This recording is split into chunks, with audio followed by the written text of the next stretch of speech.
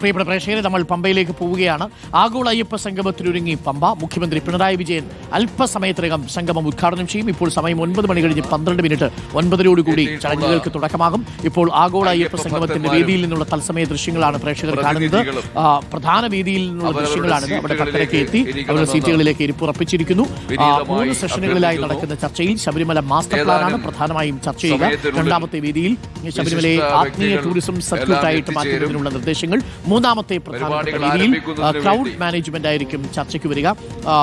ആദ്യത്തെ വേദിയിൽ ജയകുമാറും, രണ്ടാമത്തെ വേദിയിൽ CK നായരും, മൂന്നാമത്തെ വേദിയിൽ ജേക്കബ് പുന്നൂസുമായിരിക്കും ചർച്ചകൾ മോഡറേറ്റ് ചെയ്യുക. 3000-ലധികം പ്രതിനിധികൾ സംഗമത്തിൽ പങ്കെടുക്കുമെന്നാണ് കരുതുന്നത്. പ്രവീൺ പുരുഷോത്തമനും, റഹീസ് റഷീദും, TV പ്രസാദും, അഖിൽ കെയും തത്സമയം നമുക്കൊപ്പം ചേരും. ഇപ്പോൾ നമ്മൾ TV പ്രസാദിലേക്ക്. TV പ്രസാദ്, സ്വാമി ശരണം. ഒരിക്കൽ കൂടി സന്നിധാനത്തെ പമ്പയിലെ ഈ സദസ്സിലേക്ക് ഒരുപാട് പേര് ഭക്തജനങ്ങൾ എത്തിക്കൊണ്ടിരിക്കുന്നു. സമയം 9 മണി കഴിഞ്ഞ് 13 മിനിറ്റായി. ഇനി 17 മിനിറ്റ് മാത്രമേ ബാക്കിയുള്ളൂ. ഇനിയും കുറച്ച് ചെയറുകൾ അവിടെ ബാക്കിയുണ്ട്. എനിക്ക് തോന്നുന്നു അടുത്ത 10 മിനിറ്റിനുള്ളിൽ പൂർണ്ണമായിട്ടും സദസ്സ് നിറയുമെന്നാണ് മനസ്സിലാക്കുന്നത്. ഭക്തജനങ്ങൾ എത്തിക്കൊണ്ടിരിക്കുകയാണോ TV പ്രസാദ്? Good morning. ഒപ്പം സ്വാമി ശരണം അരുൺ പറഞ്ഞതുപോലെ എല്ലാ ഒരുക്കങ്ങളും ഇവിടെ പുരോഗമിച്ചു. മന്ത്രിമാരുൾപ്പെടെയുള്ളവർ ഈ ഗേറ്റ് വഴിയാണ് അകത്തേക്ക് കടന്നു പോകുന്നത്. അല്പസമയം മുമ്പാണ് ജേക്കബ് പുന്നൂസ് ഇങ്ങോട്ടേക്ക് കടന്നുപോയത്. ഏറ്റവും പ്രധാനപ്പെട്ട കാര്യം ശബരിമലയെ രാജ്യാന്തര തലത്തിൽ എത്തിക്കുക, ശബരിമലയുടെ പ്രാധാന്യം എന്നുള്ളതാണ്. ഒപ്പം സ്പോൺസർഷിപ്പുകൾ ഒരുപാട് കണ്ടെത്തുക, ഒപ്പം ശബരിമലയുടെ വികസനം മുന്നോട്ട് വയ്ക്കുക. അരുണ് പറഞ്ഞതുപോലെ പ്രധാനപ്പെട്ട 3 ചർച്ചകളുണ്ട്. അതിലൊന്ന് മാസ്റ്റർ പ്ലാനാണ്. 2 ഇത് ടൂറിസവുമായി, ആത്മീയ ടൂറിസവുമായി ബന്ധപ്പെടുത്തുന്നതിനെ കുറിച്ചാണ്. മൂന്നാമത്തേത് ശബരിമലയിലെ തിരക്ക് അതെങ്ങനെ മാനേജ് ചെയ്യാം എന്നുള്ളതാണ്. 3 പ്രധാനപ്പെട്ടവരുടെ നേതൃത്വത്തിലാണ് 3 വേദികളിലായി ആ ചർച്ച നടക്കുന്നത്. ആ ചർച്ചയിൽ ഉരുത്തിരിയുന്നത് എല്ലാം വെച്ച് ഒരു റിപ്പോർട്ട് തയ്യാറാക്കും. ആ റിപ്പോർട്ടാണ് പിന്നീട് ചർച്ച ചെയ്തതിന് ശേഷം എന്തൊക്കെ കാര്യങ്ങൾ ഏതൊക്കെ രീതിയിൽ നടപ്പിലാക്കാൻ കഴിയും എന്ന കാര്യത്തിൽ അന്തിമ തീരുമാനത്തിലെത്തുക.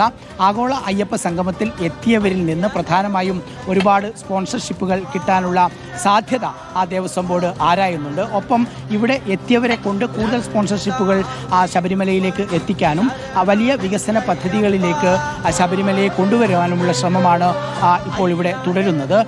ആത്യന്തികമായി കഴിഞ്ഞ കുറച്ച് ദിവസമായി നടക്കുന്ന വലിയ പ്രവർത്തനം, ആഗോള അയ്യപ്പ സംഗമത്തിന് വേണ്ടിയുള്ള പ്രവർത്തനം, അത് ഗുണം ചെയ്തു എന്ന വിലയിരുത്തലാണ് ഇപ്പോൾ ദേവസ്വം ബോർഡ് പ്രസിഡന്റ് ഉൾപ്പെടെയുള്ളവർ ഉള്ളത്.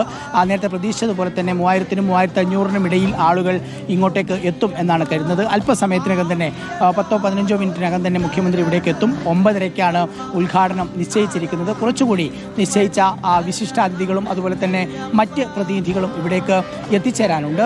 അല്പസമയം മുമ്പ് ജേക്കബ് പുന്നൂസ് പോയി, സജി ചെറിയാൻ പോയി, VN വാസവൻ ഉൾപ്പെടെയുള്ള മന്ത്രിമാർ ഇവിടേക്ക് എത്തി. SNDP യോഗം ജനറൽ സെക്രട്ടറി വെള്ളാപ്പള്ളി നടേശൻ, അതുപോലെ NSSനെ പ്രതിനിധീകരിച്ചുകൊണ്ട് സംഗീത് കുമാർ എന്നിവർ ഇവിടേക്ക് എത്തും എന്നുള്ളതാണ് ഏറ്റവും പ്രധാനപ്പെട്ട കാര്യം. ആഗോള അയ്യപ്പ സംഗമത്തിനെ അത് ആദ്യം മുതൽ തന്നെ പിന്തുണച്ചിരുന്നു. അതിൽ തന്നെ പിന്തുണച്ചിരുന്നു. എന്താണ് ഇപ്പം ഇതിനകത്ത് ഉദ്ദേശിക്കുന്നത്? പരിപാടി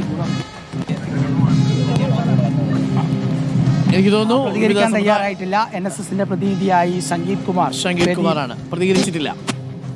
അതെ അരുൺ, അതെ പ്രതികരിച്ചിട്ടില്ല. പക്ഷേ തുടക്കം മുതൽ തന്നെ ഇതൊരു സർക്കാർ എടുത്തു പറയാവുന്ന ഒരു നേട്ടം ഇതാണ് അരുൺ. കാരണം കഴിഞ്ഞ കാലങ്ങളിലൊന്നും ഒരിക്കലും സർക്കാരിൻ്റെ നയങ്ങളോട് ഒന്നും ചേർന്ന് നിൽക്കാത്ത സാമുദായിക പ്രസ്ഥാനമാണ് NSS. പക്ഷേ NSSന്റെ പിന്തുണ ആഗോള അയ്യപ്പ സംഗമത്തിൽ കിട്ടി എന്നുള്ളതാണ് ഇതിൽ ഏറ്റവും പ്രധാനം. അതുതന്നെയാണ് BJPയെയും UDFനെയും ചൊടിപ്പിക്കാനുള്ള പ്രധാനപ്പെട്ട കാരണവും.